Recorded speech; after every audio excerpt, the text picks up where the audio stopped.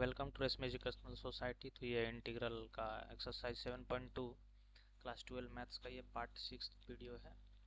Already 7th video, ये part 7th है। Okay, already up to 6 are uploaded. तो question number 37 देख रहे हैं हम, ठीक ना। इसको इंटीग्रेट करना है dx के रिस्पेक्ट में।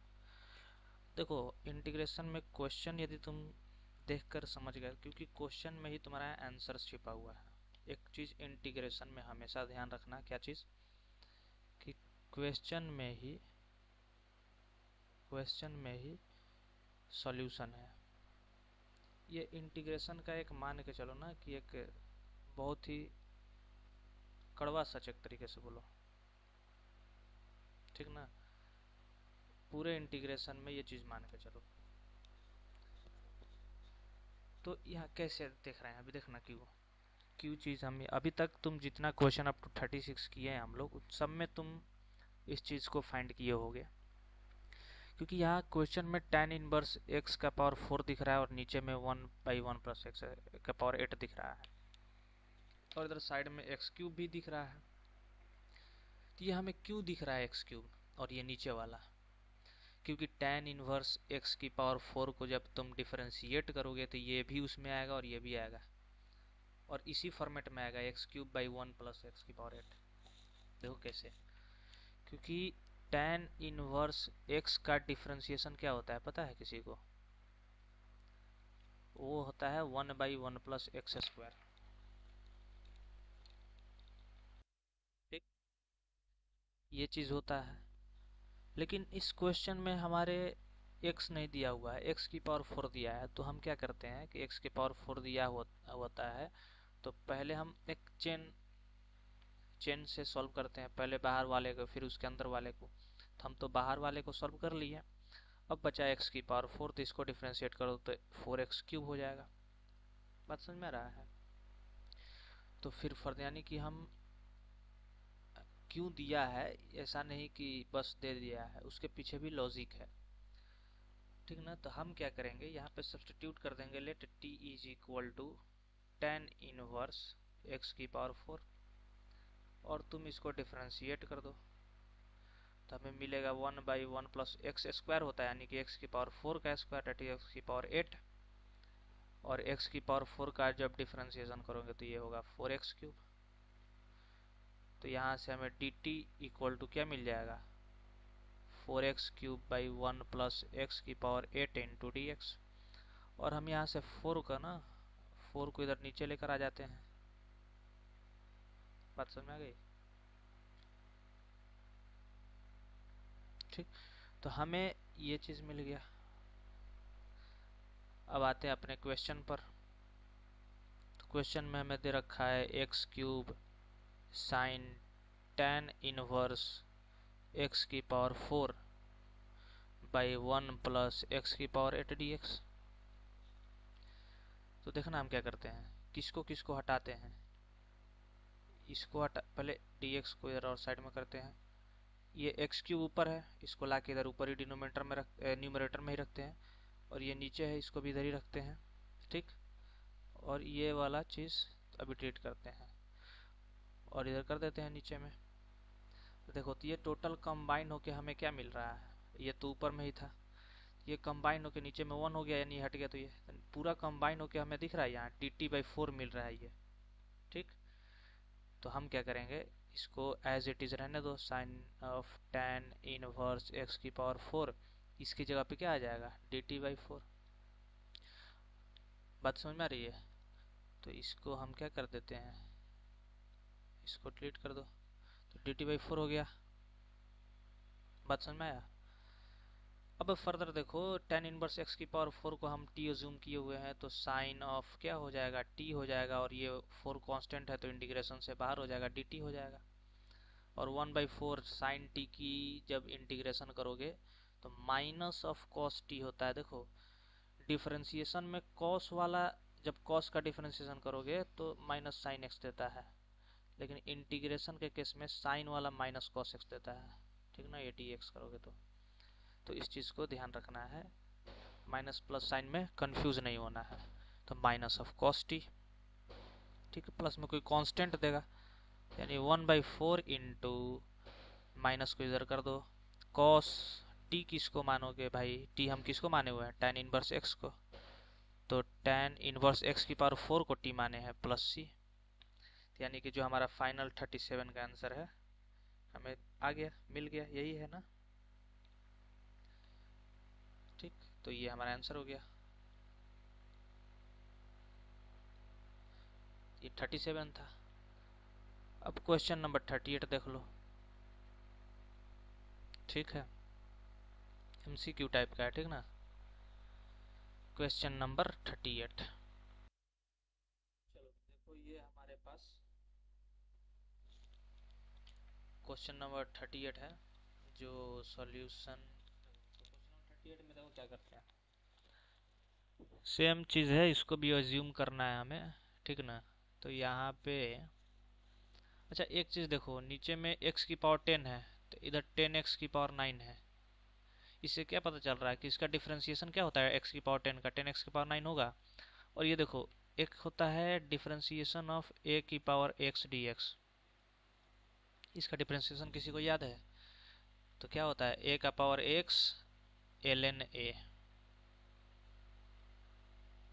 ठीक है ना, a की पावर x ln a। तो ये देखो 10 की power x ln a।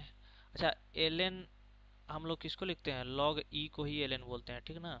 log e को ही हम लोग क्या बोलते हैं, ln बोलते हैं। बात समझ में आया, log का बेस यदि e है तो ln बोलेंगे। तो देखो क्वेश्चन किस तरीके से करेंगे हम, यहाँ पे दिख रहा है सीधा सीधा कि हम किसको t अज्यूम करेंगे, x की पावर 10 प्लस ऑफ 10 की पावर x को। तो क्यों करेंगे भाई, क्योंकि dt/dx करके देख लो, पता चल जाएगा 10x की पावर 9 होगा, और 10 a की पावर x वाले फॉर्म में है, तो ये हो जाएगा ln a, यानी कि 10 की पावर, सॉरी ln a 10, ठीक है ना। तो यहाँ से dt इक्वल्स टू हमारे पास क्या आ गया, 10x की पावर 9 प्लस 10x ln है ना, ये ln ऑफ 10 dx। बात समझ में आई। अच्छा ये dx एक पर्टिकुलर के साथ नहीं है, टोटली के साथ है, ठीक है ना, यहाँ पे dx सबके साथ है। तो अब हम क्वेश्चन में सब्स्टिट्यूट कर देंगे, तो क्वेश्चन में हम सब्स्टिट्यूट करने जाएंगे, तो यहाँ पे देखो ऊपर वाला तो ये टोटल मिल करके क्या मिल जाएगा, ये देखना, ये ऊपर वाला तो टोटल सब्स्टिट्यूट हो जाएगा, और सब्स्टिट्यूट होके हमारे पास क्या आएगा dt, और नीचे वाले को हम क्या पुट कर देंगे भाई, क्योंकि हम t अज्यूम किए हैं t, यानी कि ये तो हमारे एक लाइन में आ गया 1/t dt, 1/t dt, और 1/t dt को हम क्या बोल देंगे। अच्छा ये बहुत लोग सोच रहा होगा कि इधर ln 10 है, यहाँ log 10 है, तो ये इधर देख लेना है, ठीक है ना, ln को log e ही बोलते हैं। ठीक, तो इसका क्या हो जाएगा, जब ये करोगे तो log of mod t plus में c, तो log ऑफ t किसको माने हैं, x की पावर 10 प्लस ऑफ 10 की पावर x, प्लस में कोई कांस्टेंट है c, ठीक है, प्लस में कोई कांस्टेंट है c। अच्छा तो ये ऑप्शन कहीं दिख रहा है, ये वाला ऑप्शन कहीं दिख रहा है, तो ये वाला ऑप्शन हमें दिख रहा है कहीं पे, तो बताओ कहाँ दिख रहा है, ये ऑप्शन डी देखो, ठीक है ना। तो ये हमारा आंसर हो गया इसका। क्वेश्चन नंबर 39,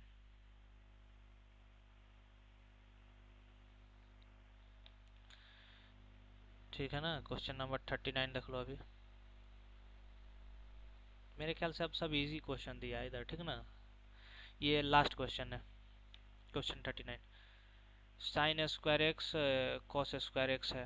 देखो टेन कॉट में, अच्छा एक चीज देख के इधर समझना कि जितने भी क्वेश्चन में ऑप्शन दिया हुआ है सब टेन कॉट में है, इसका मतलब कि साइन कॉस में तो ये हमारा ये काम हुआ नहीं होगा, इंटीग्रेशन हुआ नहीं होगा, यानी कि जो हमें sine square x cos square x के फॉर्म में इधर दिख रहा है क्वेश्चन में, इसको हमें चेंज करके या तो सेक वगैरह में या यानी उसमें चेंज करना पड़ेगा, तभी हमारा बात आगे बनेगा।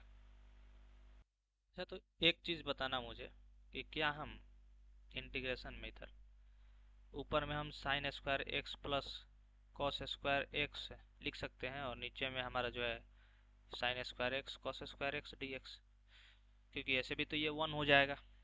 कोई डाउट? ये क्यों ऐसा लिखे? क्योंकि ऐसे भी तो ये 1 हो जाएगा। बात समझ में आई? अब हम सेपरेट कर देते हैं इसे, यानी कि sine square x by sine square x है कॉस स्क्वायर एक्स, ठीक है, प्लस इधर डी एक्स हो जाएगा कॉस स्क्वायर एक्स, ठीक ना, इधर हो जाएगा साइन स्क्वायर एक्स है cos square x d x.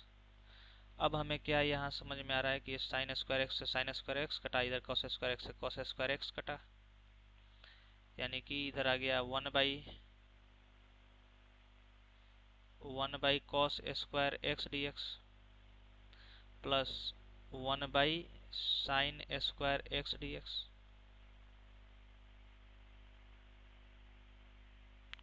कोई दिक्कत नहीं जी? तो चलो, तो इधर को हम इसको क्या लिख सकते हैं, sec square x d x plus cosec square x d x. बात समझ में आई? और तुम्हें पता हो तो सेक स्क्वायर एक्स का डिफरेंशिएशन होता है tan एक्स और प्लस में कोई कांस्टेंट आएगा c, ठीक है, और कॉसेक स्क्वायर एक्स का डिफरेंशिएशन होता है minus of cot x plus में कोई कांस्टेंट आएगा c2, यानी कि tan x minus cot x और c1 प्लस c2 को हम मान लेते हैं c कोई कांस्टेंट नया। इस तरीके से हमारा आंसर क्या हो गया, ये हो गया। तो ऑप्शन में कहाँ कहीं मैच कर रहा है tan x minus cot x, देखो ये ऑप्शन, ऑप्शन बी। तो इस तरीके से हमारा क्वेश्चन यानी कि 39 खत्म, यानी कि हमारा इंटीग्रल का एक्सरसाइज 7.2 क्या हुआ, कंप्लीट हो गया। अब नेक्स्ट एक्सरसाइज लेकर आएंगे हम, ठीक है ना। इंटीग्रल अभी ख़त्म नहीं हुआ है, अभी बहुत सारा एक्सरसाइज है। एक एक्सरसाइज यानी कि 7.2 अभी ख़त्म हुआ।